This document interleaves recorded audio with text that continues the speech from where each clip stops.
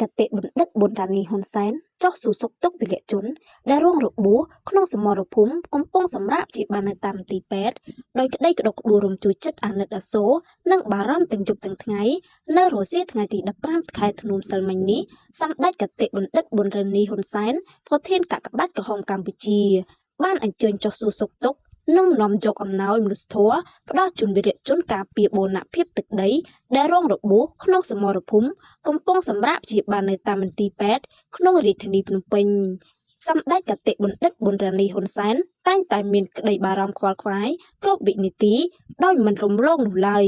ចំពោះសួរសុខទុក្ខរបស់បងប្អូនវីរៈជននិងក្រុមគ្រួសារព្រមទាំងប្រជាជនរងគ្រោះនិងងាយស្រួលរងគ្រោះបំផុតដែលកំពុងជួបប្រទះនៅទុក្ខលំបាកព្រោះថាទុក្ខលំបាករបស់បងប្អូនប្រជាពលរដ្ឋទាំងអស់គឺជាទុក្ខលំបាកផ្ទាល់ខ្លួនរបស់សម្ដេចកតេបណ្ឌិតប៊ុនរ៉ានីហ៊ុនសែនក៏ដូចជាថ្នាក់ដឹកនាំគ្រប់លំដាប់ថ្នាក់ស្ថិតក្នុងក្តីដ៏ក្តុកក្តួលនេះសម្ដេចកតេបណ្ឌិតប៊ុនរ៉ានីបាននាំយកនៅព្រះរាជបណ្ដាំផ្ដាំផ្ញើសួរសុខទុក្ខនិងក្តីអាណិតអាសូរពីសំណាក់សម្ដេចព្រះមហាក្សត្រព្រះបវរមេត្តាជាតិខ្មែរជាពិសេសការកោតសរសើរនៅការសពថ្ងៃចំពោះទឹកចិត្តដ៏អង់អាចក្លាហានហ៊ានពលិកម្មគ្រប់បែបយ៉ាងដើម្បីបូរណភាពទឹកដីដ៏កំសត់របស់យើង